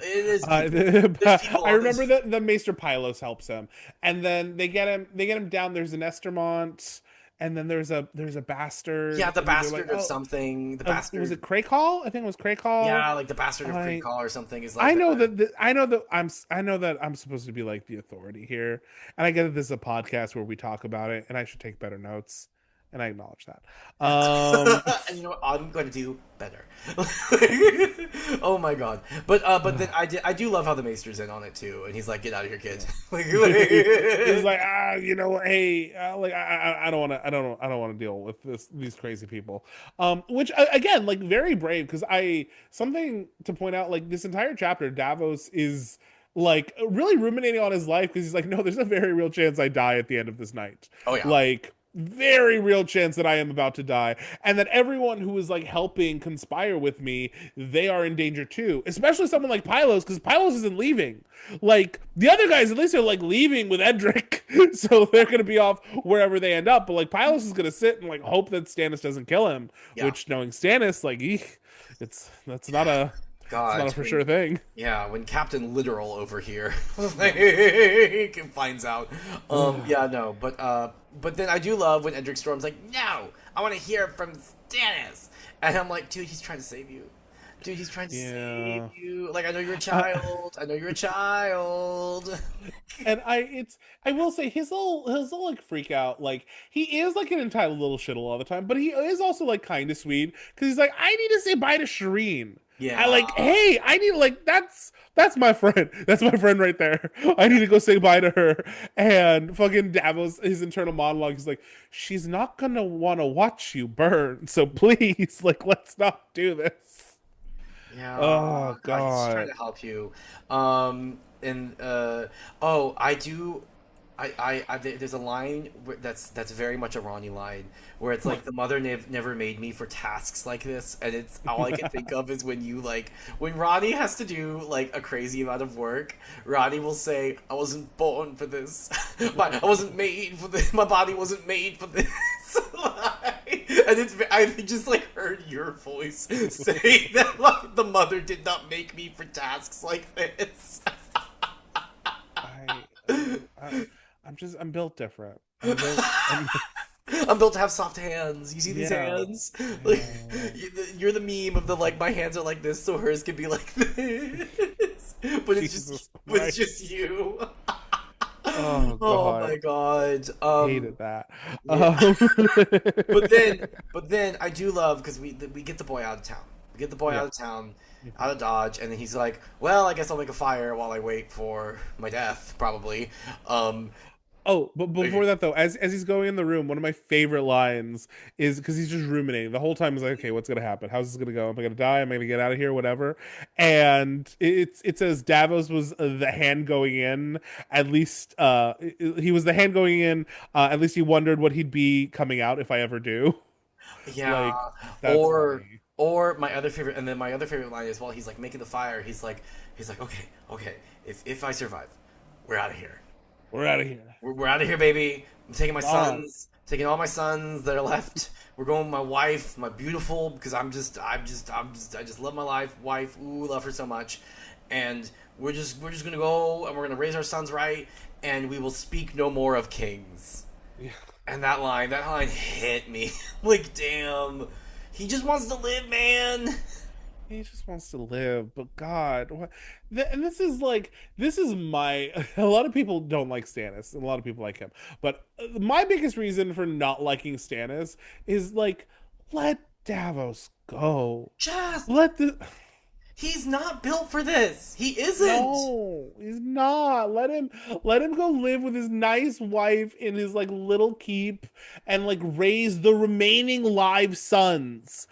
He had 7 sons Well, and then and he's lost over half of them. Well, and then like he says this in the argument because then like Davos because then the face crack of the century happens where they're like, Mhm. okay, we're gonna burn the boy, and Davos is like, no, you're not, because I absconded with him, he's gone, and Melisandre's like, fuck, I didn't see that, like, oh no, my plans, and but Davos sort of like because then Stannis is like, oh, all I ask for is loyalty. He's like, time out, half of my sons are dead because of you for your Yeah. war. So don't talk to me It's about like I'm loyal. I am loyal. Thank you very if much. anyone in this room, because she's got fucking ulterior motives over here to proselytize a whole kingdom. I'm just your man. I'm just trying Yeah. to do you a solid, man, and make it so that you don't have not fratricide. What do you call it when you kill? I guess just kinslaying, just kinslaying on your It's hands, just kid slaying. just It's just kinslaying, kid slaying. just regular old kinslaying on your hands. Mhm. But yeah, and then which I do Which kind of I love how Davos just is like, yeah, I did it, just like immediately, oh yeah. just like, yeah, I did it. Yep. And what are Mhm. you gonna do about it? I no I love that I love that so much. This is like Davos's mic drop moment, Oh yeah. and he gets so few that I'm like, yes, no, take your lap, girl. Like you done good. Something I like though, and we always talk about like the dovetailing with the chapters, is comparing what Jaime said in the last chapter. He's like, no, like the only thing worse than kingslaying is kinslaying.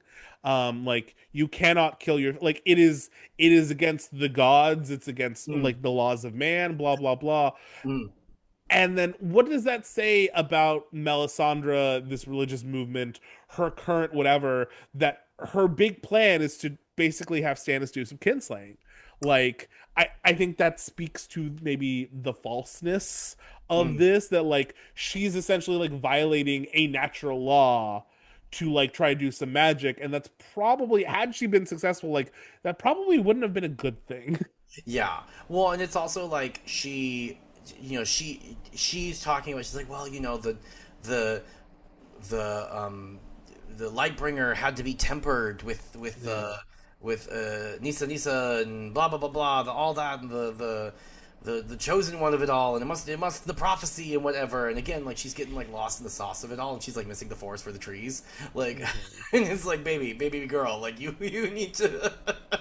Yeah. Like, and then because she starts like, what have you done? Which again, I love the face crack of the century, and she's like, fuck, because this is a woman who has to be in control at all times. This is a woman Yeah. who has to be in control at all times, and she was not. She's like, fuck, I was outsmarted by a smuggler. This does not bode well. And like, what does she say as she's like having this argument with him? And she's like, because Stan's like, I have to think about the whole realm, and she's like, and I have to think about the whole world. Like, I'm trying to make it so that the world doesn't end because the evil magic of it all. Like, what are we gonna do? And then she tries to use this like metaphor. She's like, well, the gods, like, if you sacrifice if a man sacrifices 100 cows but he has 1,000 cows, like, that's nothing. But if one man sacrifices his only cow to God, then that's a bigger deal. And then I love it because sometimes I think we get lost in the parables of it all, and Davos just rips us like I like to I had a friend who used to call this Whoopi Goldberging, where like because Whoopi on the View will always like rip us back to like to the subject at hand, and he does that, and he whoopies us back, and is like, well, you're talking about cows, I'm talking about a boy, about a Yeah. living real boy. Like, Oh God. Yeah. oh, No. oh, And but then I forgot, because we talked about okay. this in the last chapter. We get the other side of the story Oh that yeah. Cersei had first mentioned, of where Robert, oh my God, unprovoked, he attacked my boy, my beautiful boy, who could never do a thing wrong. And they're like, wait, why? All because of some funny business with a Well, a cat. mischief, some mischief with a cat.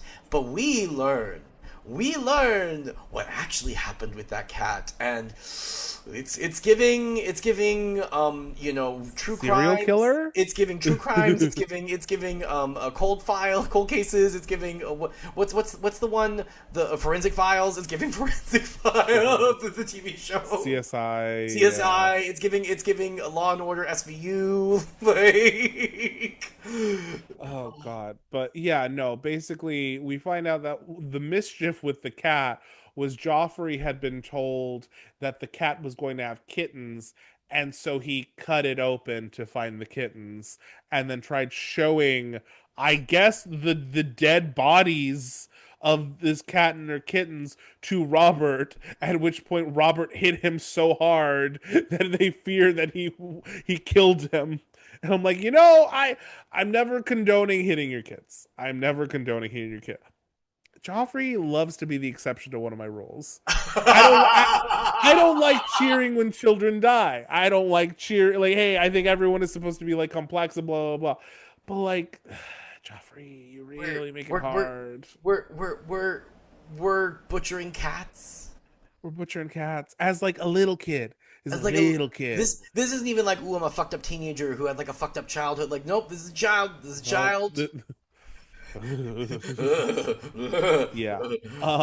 No, it's scary. It's scary, and just another reason that, like, world's probably better. World is probably better.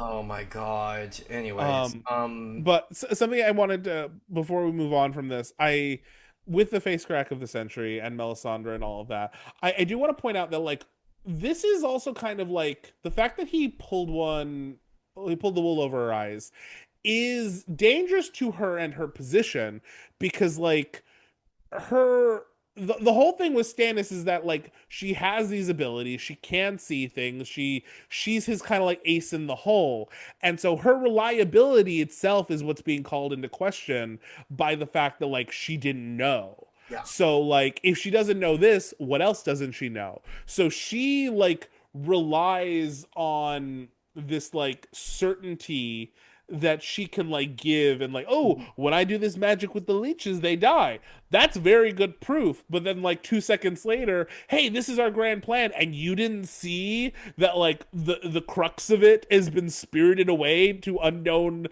lands. That doesn't like bode well for like your reliability, whether I can trust you. Well, and it's also interesting because we get a little bit, because sort of Davos figures out how her like what do you call it when omniscience or like Yeah. yeah, omniscience is the Omnipotency. I don't know. omnipotent, your omnipotency, your ability to sort of see things and know things, understand things. Well, he realizes she's not omnipotent. Like she doesn't know everything. He's able to sort of deduce, like, oh, she only knows things if they're going to happen to her specifically. Cool. So that Yeah, means, because they're afraid that, like, kind of like what happened with Crescent. Oh, because sorry, initially the men that are helping him smuggle Edric are like, why, instead of doing this, why don't we just kill her? Because she's the source of the problems. And that's when Davos is like, no, because I think that's the problem with Crescent, is Crescent tried to directly attack her, and so she was able to see it coming. So we need to do something that doesn't directly involve her, that's kind of tertiary. And mhm. so that way we might have a chance at being able to, like, stick to the dark, Yeah, no, if you will. exactly. No, it's a nice way. Again, the way that George sort of reveals things about this world and like the way that the magic works is just always fun. That it's Davos sort of figuring it out. Yeah. And then they're like, I guess we have to kill you, and Davos is like, no, no, no, no, wait, I have something to show you. And I do love the way that he said a king's hand should be able to read, and then he read them bit by bit the letter, and I'm like, that's a great way to do it. That's a great way. Yeah. I love it, Georgie boy. And just some great, like, planting and payoff, because, like, the last chapter we hear about him, like, learning to read and slow going, and now, like, reading is the means of his survival. Yes, It's just well done. It's a because nice reading is what fundamental. fundamental. Ooh. Anyways, that's all I got on Love. this chapter. Yeah. I mean, I was gonna say I had a little bit more on, like, the king protects his people, or is he no king at all, or he is no king at all. I really like that line. Yeah. Just like, again, I love that Davos, because Davos and Melisandre, they are those shoulder angels. They are those shoulder angels Oh on yeah. Stannis' shoulder, and Davos is just always, like, trying to remind him of, like, what's the point? What is the point of all this? It Yeah. can't just be, because the way the Stannis' mind works is that, like, oh, I am, I I am the legal heir, so this is the job I have, so now I am here. But Davos is like, okay, cool, yay, the law. But, like, what do you do? What is the point of this even existing in the first place? You got to remember that bit, or else this is all just really a Vandy project, because you can't see in anything but black and white. Correct. And so I just love that little reminder, like, before he launches into the letter, like, hey, the point of a king is to protect his people. That's why you're here. Which is a sentiment that we see echoed by Dany over in Marine, because she has that famous line. I don't remember if it's this book or the last book, but, like, why do kings and queens exist if not to protect those who can't protect themselves? Yes. And I do say I think it's telling that Dany is able to parse that out just perfectly on her own. Stannis needs to be spoon fed by Davos being like, hey, poor people. Hey, They matter. please. They matter. Hey. Anyway, now that's all I have. Great. Great. Thank you.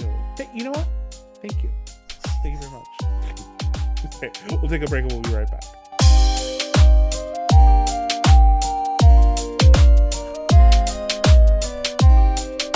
And we're back.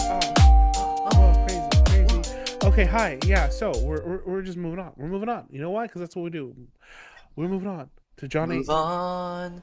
Stop worrying where you're going. Move on. Sunday Park with George. Yeah, I know. We were just talking about it. But you're trying to sneak it in as if, like, Yeah. oh, Yeah. this just came to mind. Like, no, we literally talked about it. We literally second just were before I just said, talking. We were let's just talking. go. Yeah. Because then I did an impression of Ariana. Stop worrying where you go. Anyway, Jon VIII. Jon is in a battle again. He's in a battle again because what? We can't process our trauma. We don't have time. Don't have time. Process our trauma or our fever leg. Neither. How about neither? How about you just limp on up to the top of the wall? Anyway, so let's talk about it. So, spooky crypt dream. Spooky. Spooky John is having a dream. He's like, I don't belong. I'm in this crypt, and all the kings of winter are around him. And they're like, you don't belong here. Not a stock, not a stock. I'm sure that doesn't mean anything beyond that. But then John wakes up because there's horns. There's horns. That was a horn sound. And is like, oh, it's two horns. We're being attacked. Oh, god damn it! Gotta get up. Gotta get up. Get to the top of that wall. He goes. He talks to Mr. Aemon a little bit, and then what's he talk to Mr. Aemon about? Fuck. Um, I something I forget too. Something. God, so Something, he's something. Eamon's there. He gets to the top of the wall. We see Donald Noy. They're all prepping all their bows and arrows because hey, there's a giant army down at the foot of it. They're attacking at night. They can see a bunch of them like moving through the trees and shit. Very spooky. And like, hey, we gotta hold this shit. We gotta hold this shit. We're gonna throw arrows at them. We're gonna stop them. Oh no, what the fuck is that? Is that 100 mammoths? 100 mammoths. Fine, it's fine. Surely we'll be fine. Yeah, maybe. And so yeah, so they start like basically doing the defense of the wall, and then at one point Donald Noy is like, okay, hey, so we still have the tunnel down there that we left open because yeah, it'll be easier to defend if we can actually like man it and like have people shooting into it or whatever. So Donald Noy is like, I'm gonna take some people down. I'm gonna take a couple archers, a couple spearmen. We're gonna keep the tunnel like from being overrun.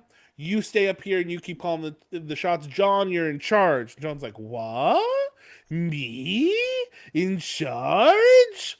But hey, you know what? He does a good job. He rises to the occasion. He's a leader and he leads them and it's good. It's real good.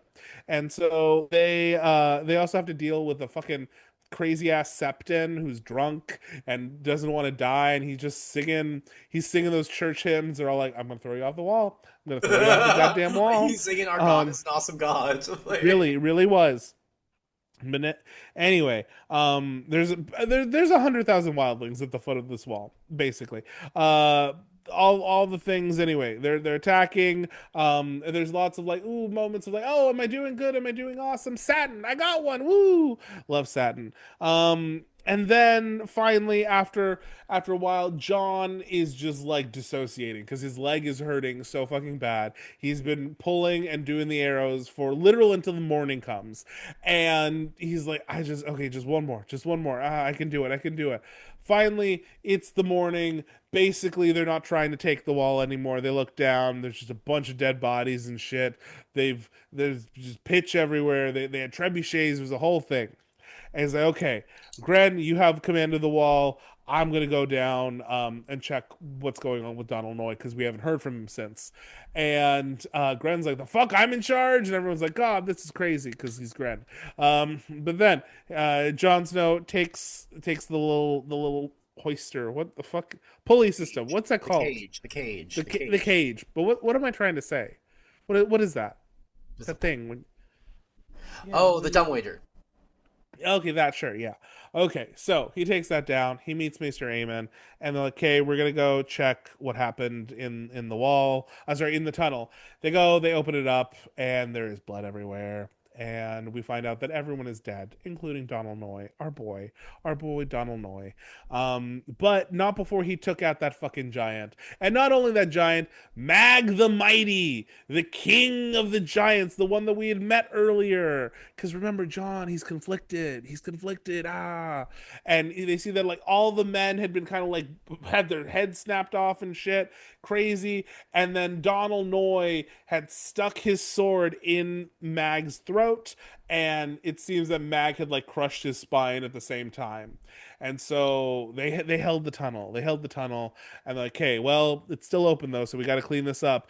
Mr. Aemon, we got to go tell the senile old knight who's in charge now to go give the order that we need to like clean up this tunnel and seal it or whatever.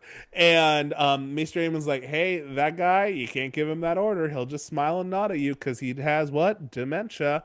And John's like, okay, well, you can do it. You've been here your whole life. And Aemon's like, I'm a maester. Maesters don't give orders. They just give advice.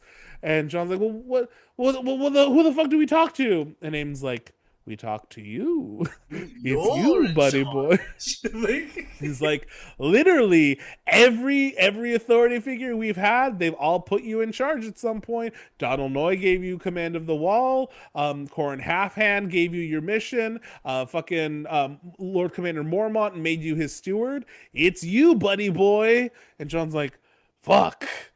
The wall is yours, Jon Snow. Damn. End of chapter. yeah, God above. It wouldn't be it wouldn't be an episode without George's nightmares. George's fucking unhinged, totally not related to the plot or who these characters are. Nightmare. Nightmare. Nightmare. Nightmare.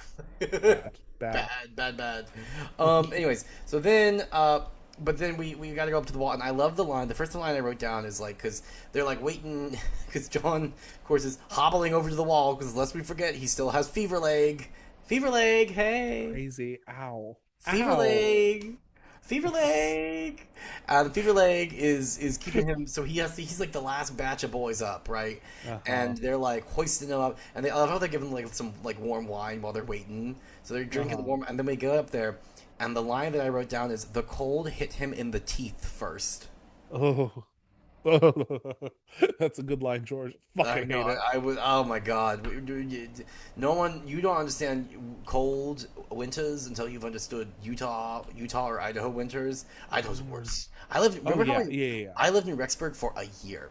Yeah, no, that's crazy. No, Siberia. Utah winters are not that bad most of the time. Like it can get crazy cold sometimes, but it is not wild by any means. Idaho winters, baby. Yeah, absolutely not. I remember the first I think I said this on this podcast before. First winter in Idaho, I like my nose was one day out because I had like dance class early in the morning, and my nose was feeling weird. And I called my dad, and I'm like, Dad, what's going on? My nose feels weird. He's like, your nose hairs froze together. That's fucked. I fucking hate that. Fucking hate that. Anyways, but the cold hit him in the teeth first. Yep, nope, I know that. And then trebuchet. I love we got trebuchets, baby. I do like that we got trebuchets, though we only have 2, and they don't move. And they don't move. So I love how like it says like the Wild Things eventually figured it out of like, oh, just this general area we just avoid. Yeah. Just don't go into like the death circle of debris and you'll be fine. Oh my God. And then, but I will say this other thing, because then they're firing left and right, and which I do love that we Z is still here. One of the prostitutes stayed on. Yeah. Because like, you're a pretty good shot. You know what? We'll need you. Stay on. Like, yeah, no, I'm happy. I'm happy to have a new job here, where I get to kill people. That's kind of fun. Yeah. Maybe working out some feelings I have towards some of my clients. Oh God above. To be a prostitute in Moldtown, can't imagine. I can't imagine. That's great. Like there are benefits. Who is she? Like the fact that she's like, please let me be part of this band of brothers that probably are gonna not survive anything. Don't take me back to the brothel, please, dear God. Oh my God. I was gonna say a line I really liked was when Jon is getting to the top of the wall, and he's basically, I don't know if he's psyching himself up or trying to comfort himself, but he basically the line is there will be a battle and then we'll rest. Either way, like no matter what, we're gonna have a battle, and then afterwards I'm gonna get to rest, whether I am dead or I actually get to go lay in bed. Yeah. I'm like, oof. Yeah, which the other thing that, because we start fighting, and we're firing, and we're doing all the things, and then Donald Noy's like, okay, I gotta go protect the manholes and the murder holes and the stuff in the tunnels. I'm taking some men down. It's our, and there is an air of this is a bit of a suicide mission, right? Like we kind of know. And he's like, you're in charge, Jon, and Jon's like, who, me? And I'm like, Jon, are you a man grown or are you a green boy? Which is it? What is the narrative that suits you at this moment, Jon? To use a term from Rhani, what is the narrative that suits you at this moment? And I guess right now we're doing the imposter syndrome thing, and it's like I'm a green boy, I'm green. Well, okay. I'm gonna defend John. I'm gonna defend John here. Okay, He should be a green boy still. yeah, The problem is he's been in like the current environment. He's been forced to like grow up at mm, early, at least like be be given responsibilities that are strange to be given to a person who has been at the mm, wall for as long as he has. mm, Like, I you would expect that like someone who is still like not that far out of being a new recruit to like we're just starting to build like your responsibilities up, okay, like ooh we're sending you out on rangings, or ooh we're like doing like this and that. But he, because of like all these auspicious once in a lifetime events, he's been forced to like, oh, not only you're doing the crazy missions, you're doing the this, like, so he keeps having so much like given to him so soon that like mm. no, it doesn't fucking make. He's 16 and be like, what the fuck do you mean that you're giving me command? There's 12 other people here who have been here longer than I have. Yeah, Like, no, no, no. Okay, I sure. I'm just saying. Hey, like I know what you're saying, because like when you're right about the narratives in that like when he wants to do something, he's like, I'm good, I'm great. What are you talking about? But then like when you have like a moment like this, is like the fuck it. I will say, but him going the fuck should be his default. Yes. That's I think what I like. He should be like confused It, every time he's given too much, but half the time he's like, no, give me more. I want all of I'm it. a man grown. I'm a man I'm a man grown. grown. 16-year-old. I can drive my car. Yeah. Oh my god. Anyways, so yeah, but then I do this constant refrain that we keep hearing of the wall is yours, the wall is yours, Mm-hmm. right? Like that is Yeah. played throughout the chapter is yikes Uh, responsibility. But then it's also interesting because like we do get a bit of this idea that the wall maybe is a little bit sentient because the wall because like John keeps reminding himself and others that the wall defends itself, and mhm. it do. And they do, which we've talked about that before, especially like back when like he was with the wildlings and they were climbing over it, and like when it's like when the wall weeps and stuff, and like how they when I don't remember the name of the guy, when the one guy fell who was supposed to be the best climber ever or whatever, and he has the thought then too, like, oh, the wall defends itself, like this is what it does, it repels anyone who tries to pull shit on it. Is it alive? Is it sentient? Is this old magics, or is this just superstition? Mhm. Who know? Who know? Who go? Who know? Um, Oh, I want to point out TV show. I get the budgets are a thing. oh my I get god. it. This I fucking get it. battle. This fucking battle. It's fucking 100 mammoths. 100 mammoths. I, Remember the I'd TV settle. show? I'd settle for the two trebuchets that are mentioned. Instead though, you get, what was it? One, two mammoths? I think they had two mammoths in the, and giants. Every mammoth in here has at least a giant on it. So there's 100 giants, 100 mammoths, and the show's like, okay, I can give you two mammoths, two giants. One of them dies. Only one mammoth left in the world. Sorry, only one giant left in the world. Like, okay, that's that's weird. God, Why, yeah, no, these can we not just do cowards. some forced perspective shit? Like, Yeah, it's just like it's crazy to me that it's like everything because I'm like well the budget and I'm like puppets are a thing like not everything needs to be CGI like yeah. God oh my God anyways they it's fine everything's fine anyways but I the other thing that I wrote down that's so funny is like John in this chapter the Ice Agent comes out a little too fiercely sometimes. I The Ice Agent, the Ice I Agent don't like this. The I don't Ice like Agent came out a this. little too fierce. Go back to where you came from. You tried to break through our wall and steal all our daughters. Which I will say, I found that kind of weird, because I'm like, John, didn't we have like a whole growth moment? I get you're in the middle of the battle. I get you're in the middle of the battle. You don't want to be here. You are fighting these people. But like in the last battle, he would have these like moments of hesitation because like Eager and all that. And like you learn that they're people. you learn that they're people and that there is a reason, there's a good reason that they are trying Mhm. to get on the other side of this wall. Can you can you maybe not sound xenophobic? Yeah, the xenophobia of it all. I wonder if maybe it's like the lady doth protest too much. Like he's trying to like overprove himself. Of like, yeah, no, I believe in the mission, baby. I believe in that. Uh-huh. I don't feel any conflicted feelings like killing these people right now. Like, right? Yeah. Like, I wonder if that's maybe part of it. Um, I will also say Satin over here being just the most confused little twink boy, and just and I love. There's a line where literally he's like, "Senpai, there's so many of them." Like it's it's it is too much. It is too much. And Uh-huh. also, where is Z in the show, you cowards? You know what? You don't have 100 mammoths? Fine. Give me my lady sex worker with a crossbow. Give me that at least. Give me Yeah. that. No, no late, no girls allowed. No.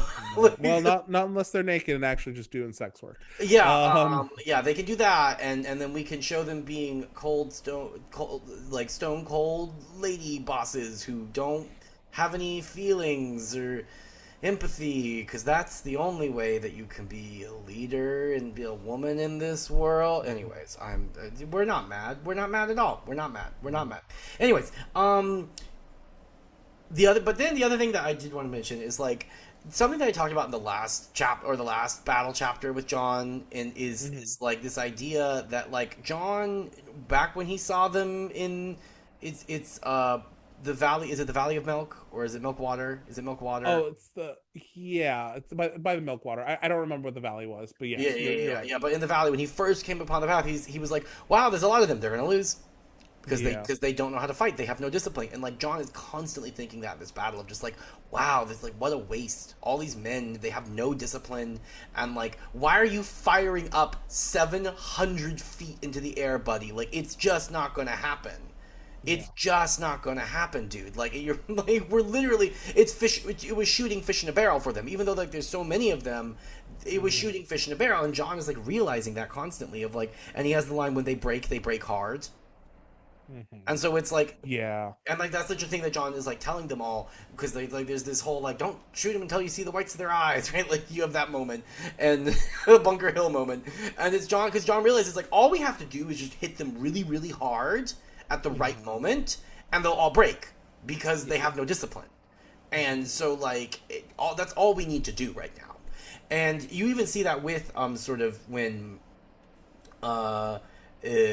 sort of later on when we go down and see the damage with like Mag the Mighty and stuff, because everyone's like fighting as a hero, right? They're not thinking Hmm. strategically, they're not thinking tactically, they're not trying to like accomplish like a goal and then we're all going to like fight for that goal. It's just every man for himself. Just throw a bunch of men at the wall and then maybe we'll win. And it's like it's just not going to win. It's not going to work that way. Um, I will also say when sort of like after we sort of win after a couple waves, which they're the way it's described of like they're like, and they didn't realize it was morning until it was like morning. They're like, oh shit, it's morning now. Um, and we I can can see see, good. I can see Yeah. good. That's weird that. Um, and then everyone's like woohoo, and oh, there's the one guy who's like, I was shot in my wooden leg. I thought you would appreciate that. I'm like, ah. It was giving pirate. It was It's giving giving pirate pirate. guy. It's giving pirate. Arr, I love it. Peg leg. I love a peg leg. Um, and then, but then I do love how like Z is like kissing all the boys, and then she goes up to kiss John, and John pushes her away. Hey, queer awakening. More evidence. More evidence. More evidence that Satin did something to him. Satin. It's not because of that. It's because he literally says the line, I will have no more of kissing," because Yeah. egret of it all. But also, But hey, hey, when the lonely hour strikes, who can be around? oh my god. No, it like that part was again. There's such like a such a bittersweet quality to John at the moment because everything like he is succeeding, but like at what cost? Everything just like feels hollow. Like Mhm. he wins the last battle, but Egret's dead. He completed his mission with Corrin half hand, like fighting all the information, but like that's kind of hurt him in a way more because like physically, like with the arrow in the leg, and now he's fucking trying to walk on it. But also just like his worldview has been shattered, so everything is like sadness inducing. Yeah. Everything is like a reminder of like, oh, things are complicated, and even when I do win, did I really though? God above. And then, but then oh, I also love, like, we got another great Satin line of, like, what happens if they come back? What do I do? Satin says, and then John's like, stop them. I did love that. I did love that. And then I love when he's gonna go down to go check on Donald Noy, when he's like, "Hey, Gren, you have the command," and everyone is just mortified. They're like, "No, it can't be down to this. It can't be down to Gren being in charge. That's insanity." And that's including Gren. Gren's like, "No, please don't put me." Oh my god. But then, pour one out. R.I.P. Yeah. Our boy, our one-armed boy, Donald Noy. Which, I mean, what a way to go out, though. You took on the king of the giants. Yeah. And this was another change in the show, because in the show I believe it's Gren who dies in the tunnel. Oh yeah, because we don't got Donald Noy. Because we don't got Donald Noy. So yeah, no, this is a change. And when I first read it, I got real sad because I was like, oh, this was like the guy who like taught Jon how to like be a human. Yeah. Yeah. It's like, hey, what if poor people matter? What if you and your privileged ass maybe think about the different kinds of upbringing that everyone here got? How about you think about that? How about you think about that? Castle born and bred boy. And Jon, like a lot of his like evolution in that first book, like I attribute to Tyrion and Donald Noy. Like their combined efforts resulted in him being a far better human being by the end of it. And it's sad for him to lose that connection to that person. Yeah. Sad. And then the wall is yours. The wall is yours. Amen. I love that. I love Jon being like, okay, who do we talk to? The senile knight? And I'm trying to remember what Aemon says. Like, if you tell him, he's just going to like smile at you and nod, but he's not going to do anything because he's senile. Like, and Aemon gives him like a mini history lesson. He's like, yeah, like 30 years ago, he was up for Lord Commander, and he would have been good then. And even 10 years ago, had he been like become Lord Commander, he might have been good then. Today, no.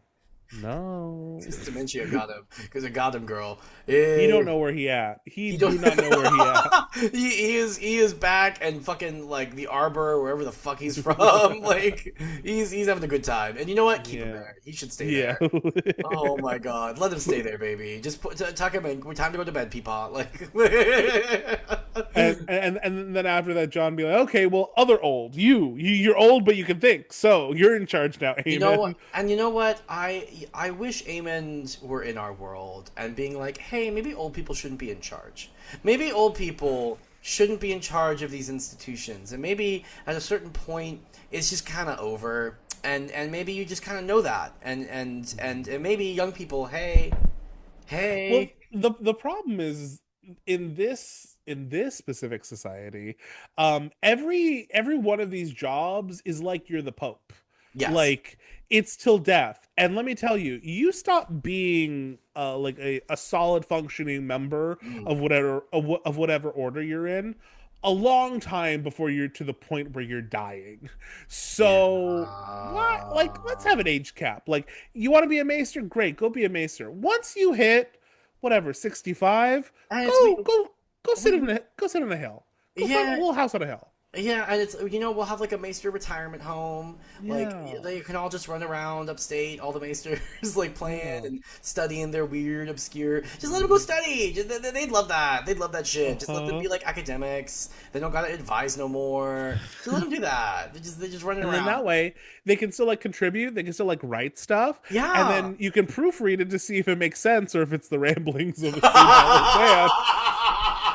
And that's how you decide whether it goes on the library or not. On the library or on the refrigerator. Oh my god. Oh But yeah, no, God. that's that. I agree. I agree. We need a little retirement, and also for the Night's Watch, a little retirement home for the Night's Watch. Same. That's what I'm saying. Like all of them would benefit from alterations to this. The Kingsguard, the Night's Watch, the Maesters, the fucking like everyone. Everyone should have a retirement because I'm sorry. Like when the Pope gets to that age, When and you're it's like John Paul II and he's hunched over, he's hunched over, like crazy, like I can still do it. no, no, you And then can't. we're over here like Pope Bob, this like what 60, 70-year-old man. What a spry young thing. He's spry. Crazy. Because he's what did he like? Just he's like gonna turn 70 this Like year or he's something. just turning 70, and we're like so young. Oh So my god, young, he could have a crazy. he could have a full 20 years, Ronnie. That's crazy. And it's also crazy because like it used to be in the Middle Ages, like they would appoint young people. Like Yeah. sometimes they'd appoint 14-year-olds. Eesh. Yeah, Because don't you do know that. the whole bastard thing or whatever, and we would make our bastards cardinals and. Well, I think lately they've wanted to avoid that because like John Paul II, they appointed him at like 58, and then he didn't die. Oh, and That's then why we're he was Pope for so fucking long. oh Because yes, they were like, ooh, there's a sweet spot. There's a sweet spot, or just yes. retire. Like you said, just Or retire. just let him retire. Let Fucking him pull a our Benedict and go yeah, write your books write in the your corner. books and your cunty little white outfits and maybe Francis will visit you, right? Like, Yeah. got two popes. Anyways, but we need to finish. We need to finish. We're almost so close. We do. Okay. So we're gonna move on to question of the week. There were so many good questions this week, and I feel so guilty There were a about. lot of good. I was reading through some of them. I'm like, these are good on all the platforms. On all the Yeah, platforms. yeah. So like, please, if I didn't Keep pick it up. yours, Keep it please up. repost. Feel free to repost questions that we don't Oh, answer yeah, because because a there's lot of some the times weeks. I forget Yeah, and.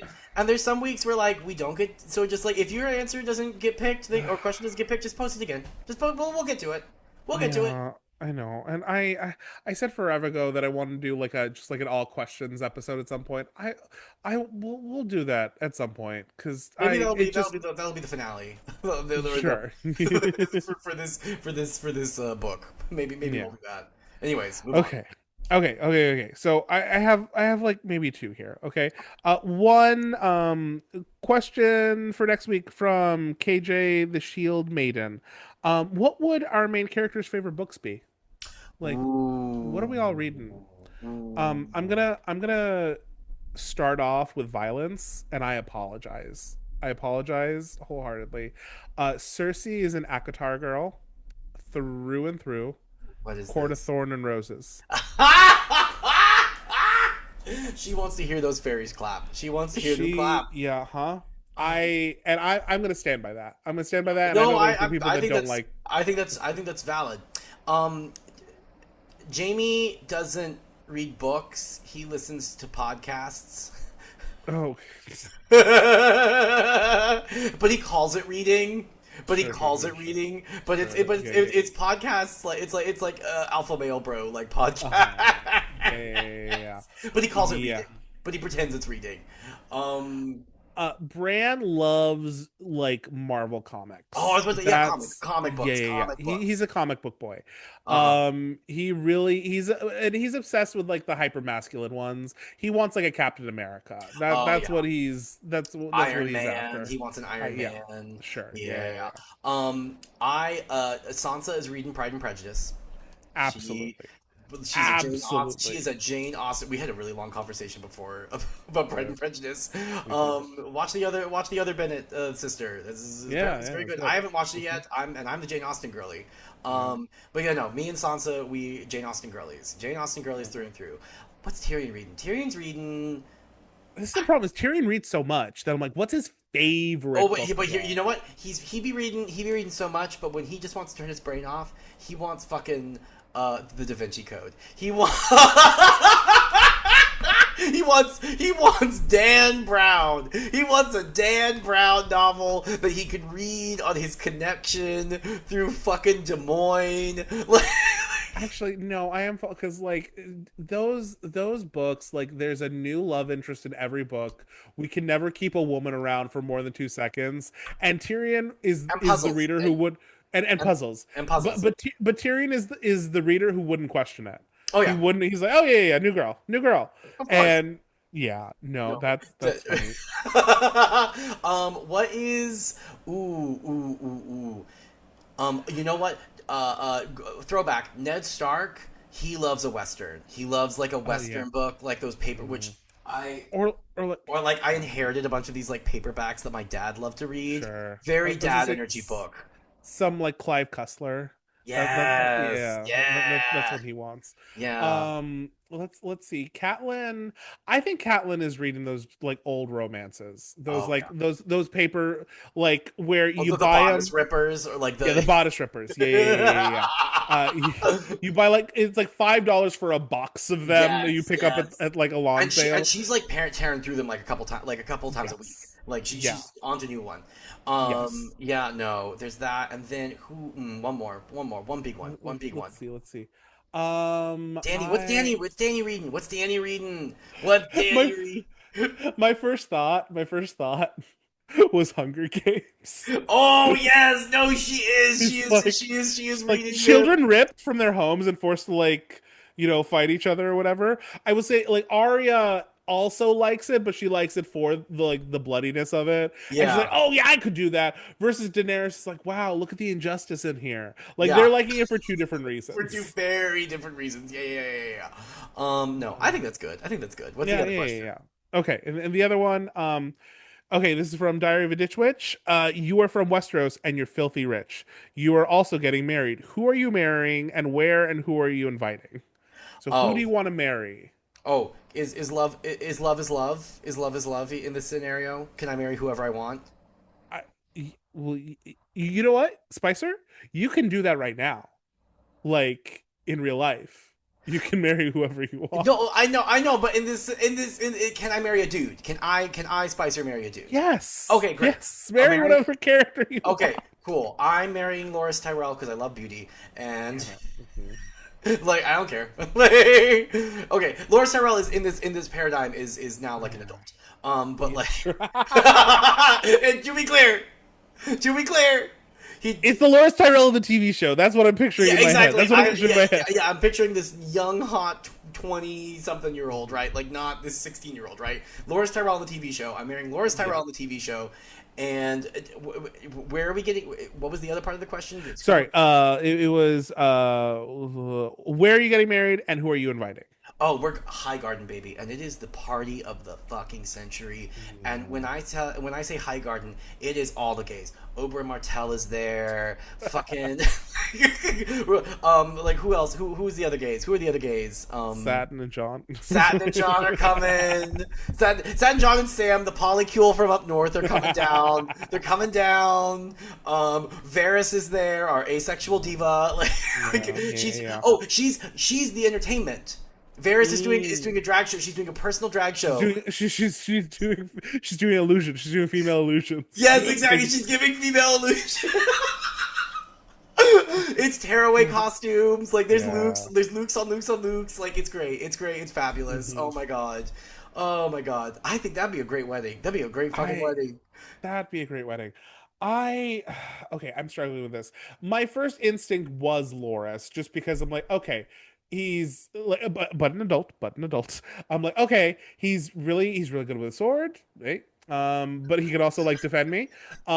He's come from a rich family, love Mm, that. love that. Um, Big fan. and yeah, big fan. But then there's also see, I feel like there's gonna be too much drama with Oberyn. There's gonna be too much drama. Because no, Oberyn, and this is not because Oberyn is bisexual, but because Oberyn is a dog. Yeah. No, No, that is yeah. to be clear, Yeah, it is yeah. because Oberyn is a dog. No, Oberyn's never gonna love you fully. He's gotta No, he's gotta. you know who? And I hate to break up a happy marriage, but fucking Garland Tyrell Remember how normal he was? Oh yeah, I think you would do really well with Garland Tyrell. Yeah, because he's just like, hey, he's just like a nice guy, also like talented. He's a really good fighter. He's the one that wore fucking Renly's armor, and they thought it was Renly's ghost fighting. So he's like he's like Loras, but not whiny and kind of He'd be a good mature. stable like Yeah. presence in your I life. want stability in Westeros. And where are we getting married? I'm just, it's true. Where are we getting married? We want to get married on the Arbor. Oh The yeah, Arbor, because hey, it's wine country on a fun little island in the south. you're having a Um, destination wedding, baby. it's a destination wedding. Also, because it's a destination wedding, I get to be a little more exclusive because I don't want a lot of people there. Oh yeah. Because I don't know that I want like yeah, I'll invite the gays. I'll invite like Olenna for the fun. I don't want a lot of drama at my wedding. I just want like Yeah. fun and chill. So really, I don't think I want most of our characters there. Because most of our characters are what? Messy. Oh, actually, Messy. no. You know who's coming to your wedding? Catelyn Stark. Your bestie. Because the way that you would have been besties with Catelyn Oh yeah. Stark. Oh my God! Just like the way you would have, you'd be like reading people, but without words. You just be like the way you both like look. You'd like look at a girl, and then like you'd look at each other and be like. Actually, I'm gonna amend that. I will bring Catelyn, and Catelyn can bring Sansa, because Sansa will bring a very thoughtful gift Yes. and will compliment me marvelously. Like Oh she'll yeah. know exactly what to say, where it's like still Hmm. honest, but then I feel good and like, oh, you thought that through. That's sweet of you. Yeah, yeah, yeah. Um. Okay, actually, the gift thing did open up. Maybe I should. Whatever, it's fine. I'll invite some rich people. Actually, I'm already rich in this scenario. It's fine. Okay, Yeah, yeah. cool. Thank you. That was great. That That was was a great awesome. one. So let's move on to our death of the week. Who was your favorite death this week?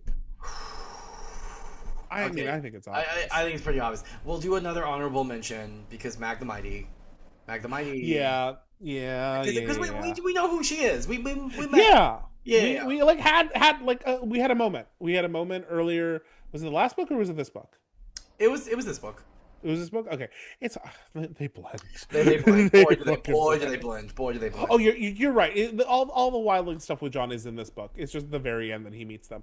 Okay, yeah. No, I am down with that because like it, he isn't just nameless giant like he is in the TV show. Like he's a Um, character.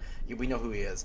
But then our boy, the real one, the realest one, pour several out for Donald Noy, oh our my. class conscious king, our disabled diva who, it's even with one arm, he's killing the king of the giants. Like Yeah, they better be singing songs about Donald Noy. They better be singing songs about the Baratheon blacksmith. See alliteration. I'm doing it for you yeah, guys. yeah, So yeah, no, pour one out yeah. for our boy. Yeah, we are in agreement. We're in agreement. I was sad, and I will remain sad because that is the nature of this book. So we have reached. Are we having fun yet? Are we having fun? Are we having fun? But we've reached the end of the episode. If you are reading along with us, next week our chapters are Arya 12, Tyrion 9, and Jaime 8. Feel free to read along with us or just show up and listen to us yap. We hope that you have a great week. We really appreciate you listening, and say goodbye, Spicer. Goodbye, Spicer.